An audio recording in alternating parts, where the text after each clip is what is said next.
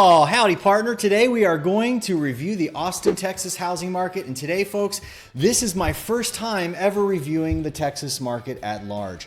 Now, I've always been fascinated by Texas real estate data. First time. And I will start by mentioning the fact that I've been in real estate for 20 years as an expert. Nice.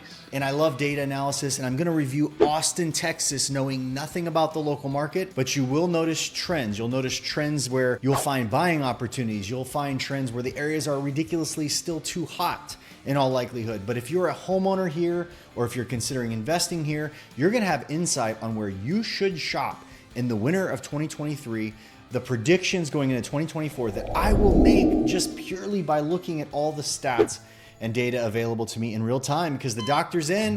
We're gonna check the pulse of the Austin market. And by the way, if you're not already a member on this ride, on this channel, we are looking at all things real estate, market by market, and breaking housing news on a day in, day out basis. So being from Texas, this might be your first view of my content. And if you enjoy it, I'd love to welcome you aboard. All right, folks, a few of my favorite graphs. Let's start with the buy versus rent calculator. Now, this is one of the most incredible, gorgeous gaps I've ever seen in my life. Now, rent in this marketplace is running at $1,932 a month, while buy side is pressing at $3,523 at an 84% difference, okay?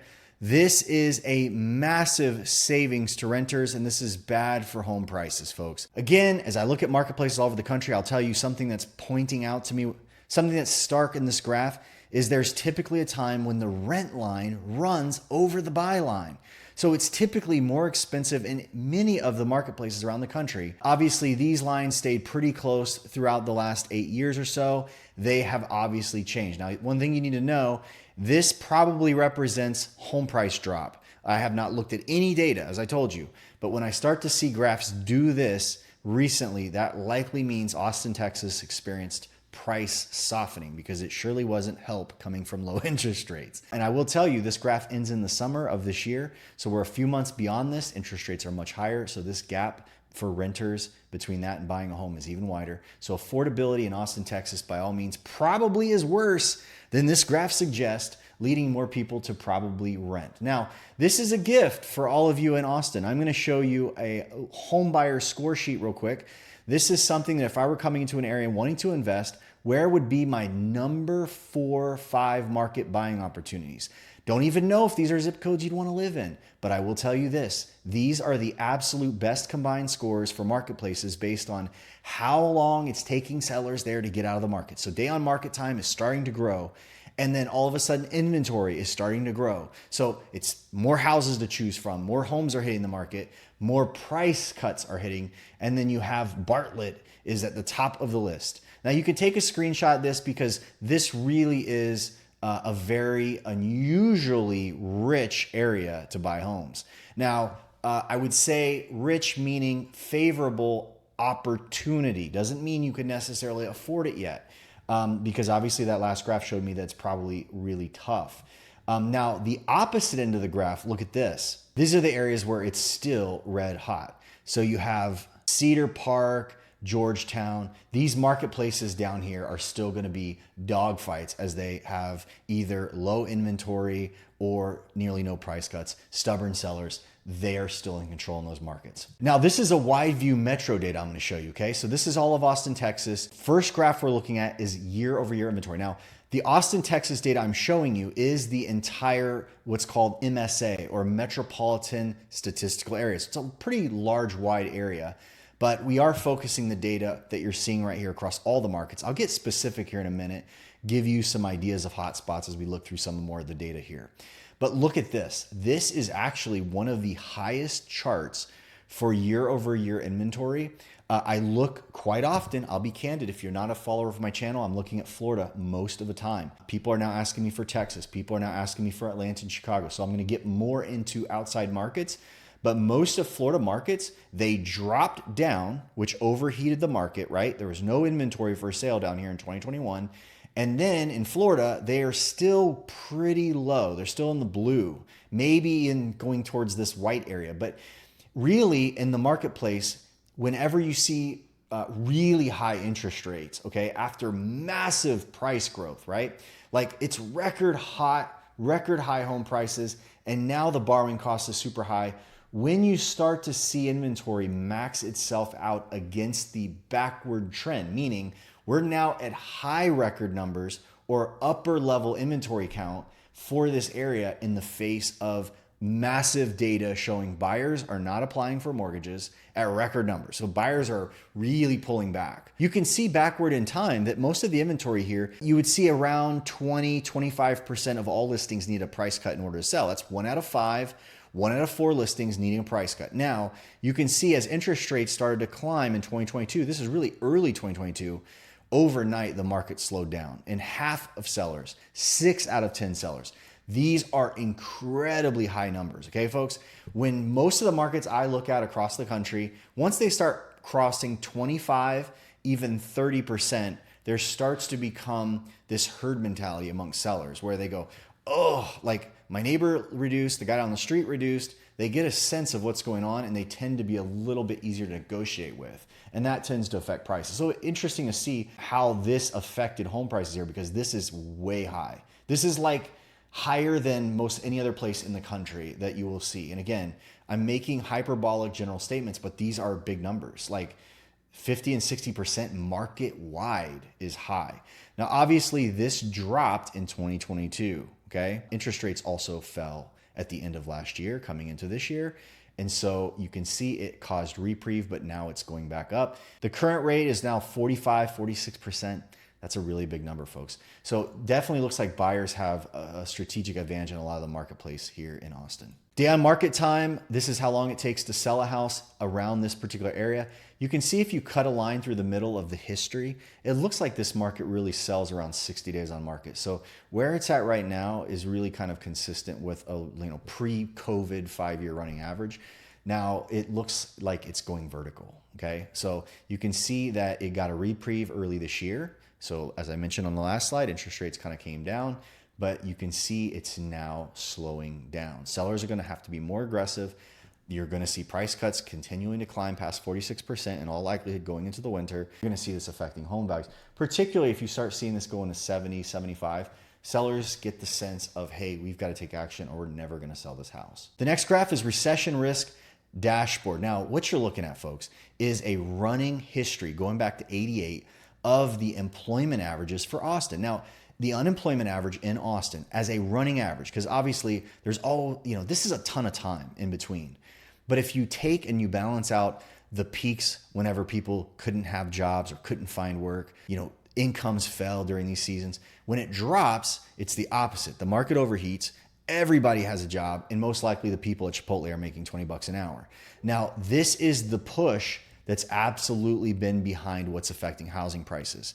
Now, the other interesting thing is I look at this graph. Now, folks, this is the greatest cautionary tale in all the data I've shown you so far, folks. This is crazy. This is not something I'm used to seeing. In Florida, we crested down in unemployment. Folks, this is actually an incredible situation. This is not good for Austin. And I'm not trying to be hyperbolic. I'm just saying I stare at the national graphs for unemployment. I stare at Florida's graphs for unemployment. Texas is obviously a big marketplace. This is the deal, folks. We had unemployment continuing to drift down towards the end of last year, okay? So towards the end of 2022, going into this year, beginning of this year, we had this interesting reaction overall in all the marketplaces throughout the country that as we started this year, okay, we were coming against the 2022 fall and winter season last Christmas, where everybody across the country, 80, 90% of all the markets were suffering because that's when we first got away from 3% interest rates. That was the first post school goes back in session in August. We go into the fall season. Real estate has a seasonality that's impacted through the end of every year, all through the US. It just happens that way because you have Thanksgiving, you have people leaving town, you have snowbirds moving all over the country. The reality with this happening is this. You came into the new year. The interest rate had merged from a 3% low in that range all the way to 7.3% during the fall of last year. Absolutely shocked markets everywhere. When we came into January, the bond market pushed back. The bond market affects mortgage rates. It drove them back down to like 5.9% low. Now it came back off of that and hovered most of the beginning of this year around 6.25, 6.5, 6.75. Most of the summer, most of the spring and summer, in fact. Now it's at 8%, and that's for 30-year fixed with excellent credit. You got to imagine if you're buying a second home in Austin, or you're buying a vacation home or an Airbnb or an investment property, you're seeing 9%, 10% interest rates, marginal credit, higher interest rates. So these interest rates shifting is affecting everyone as we head into the third and going in the fourth quarter of this year. Now, let's head back to this chart. Here's my point. Most of the markets throughout the country, when we turned early 2023, their unemployment bottomed into the summer. So we had the spike when everybody lost their jobs, people regained them, but unemployment going into 2023 in the entire US, and particularly in my state of Florida, bottomed out and hit bottom all the way here just 3 months ago. Now in Florida, and really throughout the US, Florida's market resembles what's happening nationwide. It bottomed in spring, and now it's ticking up. So here's the deal, people in Austin. Here's what you need to know. Most of the country, as Austin had turned the corner and started losing jobs and seeing wages get depressed, this is crazy, folks. In November of last year, where my cursor is right here, that's when Austin started making a move off the floor. And now you have a clear precedence that unemployment and wage cutting is going to happen. It's going to get worse and worse. Now, this is interesting because Austin is 6 months ahead of the rest of the market. Most of the rest of the US is down here now. So if you factor this whole move of pandemic, it drops, it hits the floor of middle of the summer, climbs up. Now, what you need to know about this graph right here is the averages you see for Austin are pretty tight, right? So it shows right here that its average is down here. Its recession is at 5.85%, okay? The interesting thing is how close Austin already is from breaking through average and heading in towards recession territory. That is going to be interesting. I want to show you something else that I'm very concerned about with Texas, because again, you're going to see how my mind works on this. Look at the percentage of impact from the last market crash in Texas, okay? Now, look at some of the sand states. We call them sand states last time because they have sand, right? The desert, Arizona, California. But look at a lot of these southern states. Arizona, Nevada, through that 5-year cycle from 2007 to 2012, Arizona's prices went from $275,000 to $136,000. Florida dropped 50%. Georgia lost almost 30%. Look at Texas. Texas, Oklahoma, these particular areas, Louisiana, there was no boom and bust. If you actually pull the price graph, look at what happened last time. It went up like a little hill and it came down and just kept on going. There wasn't this massive steep climb that you see, which Texas has gone pretty much vertical since 2013. And a lot of this is because Texas is now the product of the great progressive migration, okay? Now, I'm not here to make a political statement. I'm telling you that everybody in the whole planet knows who moved to Austin. It's not a secret, okay? People from more expensive areas moved into Austin. Texas was most likely much cheaper at this time than California, likely still is. But the reality is that has driven up prices in Austin in a new way that it's never experienced. So here's the interesting thing, folks. If Austin, Texas only saw a 5% change from 2007 to 2012, then how bad could the recession be for Texas this time? I gotta say, folks, when you look city by city, most cities have a much higher recession average than 5%. So look at it. Look how close its recession average is to typical time frame. So it runs 4.23 in its normal market life. If you average everything together, its running average peak during recession time is 5.85. Now, again, I own no crystal ball, but I will tell you this. Most markets around the country are 7 to 9% recessionary percentages, which means I think you are going to see Austin possibly cruise straight through this and even pressure the recession numbers here. And ultimately, the test that's headed for Austin right now has never been manifest, ever. Look how low this bump was in 2007 to 2012. It was literally a 4% change. It's insane. It's 90% less than Florida was. They literally had 4.7% difference. San Antonio, 4.6% difference. Houston was 7.8% difference. So again, folks, this right here has never been tested. One last point on this, and I'm going to move forward to show you market by market. This is just to illustrate my point. The Great Recession was a loss of price of 4.6% across a 5-year span. Look what has happened in Austin in just 1 year. They're down 11.5%. It's twice as much loss in price as they experienced last time around. So you had an average price in September last year of $529,000, and at present it's $468,000. And folks, you can see this go from 11 to 20% in probably 5 or 6 more months. It will not take long for this price change to dramatically shift in short order. Let's take a look zip code by zip code. Let's start from the north and work our way south. This is home value growth year over year. So you see these areas in blue, those are your buying opportunities. Those are the ones that are effectively falling rapidly, okay? So up in the north, you have a 13.3% here. 78641, 13.7% price change year over year. You can see some of these areas, by the way, red in most markets usually means hot. In Austin, it just means they didn't lose as much as this person over here, because a red market in Austin means they only went down 6% year over year. So you can see the heart of the market northwest obviously hanging on. I would imagine this is probably the lowest or lower poverty range areas of the city. Again, I'm looking at it right now. It looks like they're in the $1.8 million range. So these are big price points. If you look at the entire east side, it is a much, much different picture. Now, further south, we move down, and again, it's still showing pretty tight marketplaces comparatively to some of these blue areas at 6% all the way across the board, really across the south. All right, folks, in the face of all those changes, let's see where the most inventory is starting to appear across the Austin market. So these areas you see here, 42% up. Look at this.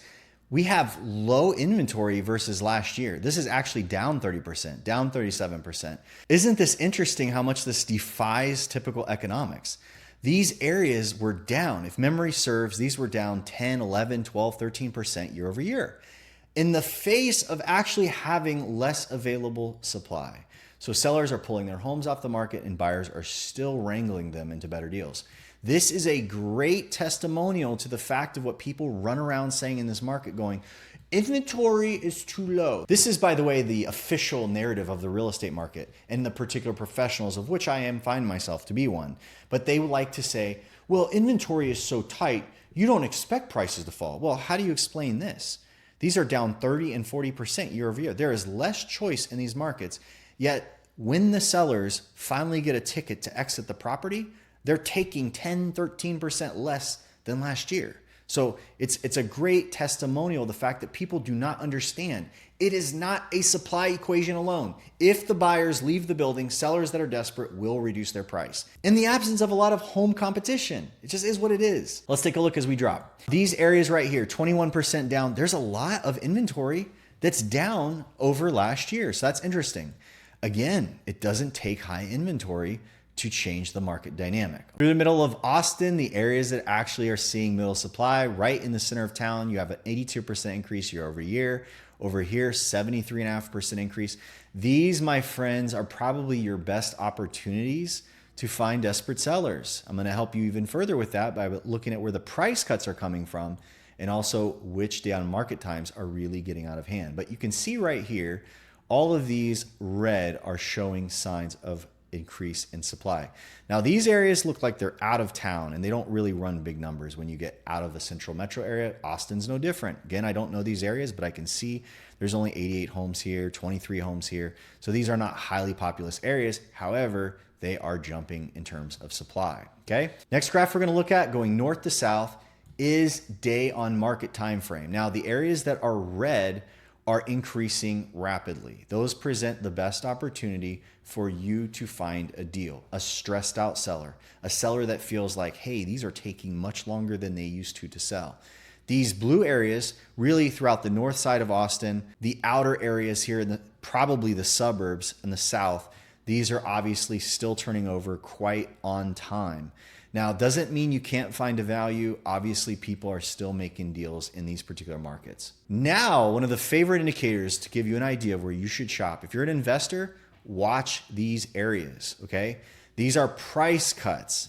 Now, what I find interesting, and I'm glad I'm doing price cuts after day on market, is I did not see a lot of out of hand day on market averages. So we just saw that there's not like, it's not taking 200% longer. But look at the price reductions. Agents are on the page already. Now, why are they on the page? Well, I'm sure they're all feeling the economic changes of the roller coaster ride up of seeing increasing unemployment. People are getting squeezed out of jobs. The topic of whether or not the owner can afford the payment based on their future income prospects is going to be affected as unemployment starts to rise. Now, again, it's in small part, but all it takes is a few motivated sellers. As soon as you sell a house, that becomes the gospel as to what the properties in the area are worth. One house sets trend, okay? But look at all this. These are astronomical, folks. Folks, I could literally go city by city and never find a marketplace where 70, 80% of the properties in a given area are being reduced. These are all very high numbers, which is interesting to me. And it could be a few factors. Let me scan through this as I talk through this though. Some of the markets are even. These blue numbers, look at this. It's 31%. 1 in 3 homeowners here have reduced, yet it's one of the lower percentages. 30 and 40%, folks, is already a move. That is already herd mentality. People saying, the guy is reducing, I need to affect my price in order to get out of the house. So here we go. We got 45%, 53%, 88% in the Southeast, an insane number. Elroy, this is, again, I don't even know if anybody would want to live in Elroy, but prices are falling fast in the South. Okay, folks? So by and large, there is a move, except for some of these areas. Again, I would tell you by contrast, if you see a zip code and you're saying, Jared, I want to move to Austin, anybody under 40% is probably not terribly motivated by comparison. You have some of these central areas that are probably some of the most affluent. They probably can afford to pay their interest debt forever. There might even be low mortgage percentages in these particular areas, high rates of home ownership. These people all across the country tend to be more patient. They tend to put their house on the market for 6 months. And when it doesn't sell and they don't get that miraculous number they thought they would from 2021, they will pull it off the market and then start again a year later with the fantasy that this whole marketplace isn't going to shift forever. A lot of times people's intuitions and their perspective on market controls how they act in the market. The people that do need to sell are making moves and these prices are shifting quite quickly. The people that are more solvent are going to be your least likely to move. Now, let me show you an example of what I'm talking about. Now, Texas, I think by and large has around 11% poverty rate across the entire state. Now, that's interesting. Okay. So like Florida, most of them, I think the country wide is probably 11.8%. So Texas wide is around, if I'm not mistaken, around the average. Okay. Now, poverty is important because that combined with a lot of mortgage data can affect people. Okay. So the more people borrow against their houses, and people are borrowing equity and doing things like that. Poverty impacts how much people can afford when times get tough. Now you can see, obviously, this is largely populated by affluence. Okay. So you have 4.2%, 2.7. These are all way over indexed for people across Texas. These people have more money. Now through the center, it's not so. So center and east, the poverty is changing. Okay. So you also have the south end edge, which is maybe more rural. I don't know the area, but typically that's how things break down, is everybody lives in the middle and people start to break to the outside because it's affordable and there's farms or whatever. And you can get a little bit more property without so much cost. So these are the areas to really be careful of. If you're a landlord, you've held a property, for instance, here in 78758 forever. Let's see what the mortgage percentage of homes. Look at that. That same zip code has 2 out of 3 homes is got debt on it. That is a dangerous place. If you are in trouble and need to get out, you need to get rid of it. Now, don't take this as investment advice. Get local advice or use my team in Austin. I have people that I could send you to there that are phenomenal, that use data like this to make informed decisions. But like, that is a bad proposition. I mean, that's a lot of mortgage and a lot of people that are higher on the poverty continuum. And that is where you are at risk. Why? Because when the life swings, unemployment rates are climbing, these are the people that see their income cut or get their job taken from a full-time to a part-time position, or something reduction happens and they don't have the extra money sitting around. Anything over index, okay? 14%, 15%, 23%. Okay, these are the ones that you want to be concerned about. Even the person here in the 12.6%, which is slightly over average, those are the ones that when time comes and people get squeezed, that times get hard. And they don't have, again, they don't service the debt. They pay their grocery bill and they eat instead of paying the mortgage. Landlords also do the same thing, by the way. Landlords will collect the rent when times get hard and not pay the mortgage, and they use it as a household stimulus unto themselves. Look at this though. There's a lot of leverage in Austin. Okay. You would say, what do you mean, Jared? Well, I'm looking at it. 60 to 70% is high. Like a Florida marketplace most of our Florida markets don't look like this. Why? We have an older population, older demographic. Our most populous towns, like in Orlando, is going to be around 60 to 70% max. It'll be like 65, 66%. You do have some low areas, right? Like Rollingwood. I bet you this is highly affluent. I think it's one of those $1 million properties areas. 56%. Okay. These aren't going to be motivated sellers ever. Okay. 54%. These are low numbers for this area. So anything in the cold that's low index, these aren't going to be buying opportunities. But you see these areas, let's move north to south so everybody gets a look at this. These areas where you see red or even neutral, those are going to be areas where there is possible issues ahead, folks. Scrolling down, all blue down here. So a lot of this stuff was probably purchased cash way back in the day, but kind of the outskirts, if you were to kind of paint a ring around Austin, through the middle areas, but obviously there's some offsetting areas that are high cash, low mortgage. That's it for now, folks. Thanks so much for watching. If you're new to the channel and you appreciate all things real estate, data, deep dives, then subscribe. And by the way, if you're this far in, please smash the like button, drop a comment below. Greatest way you can thank me is go in the comments and say, smiley face, your information sucked, I disagree with you completely, or whatever. Just go down there. By the way, I'm always looking for the next market to do a review on. So if you have suggestions below, drop it in the comments and I'll be happy to add it to the list and make sure it's on the agenda. But that's it for now. Thanks for watching. We'll see you on the next one.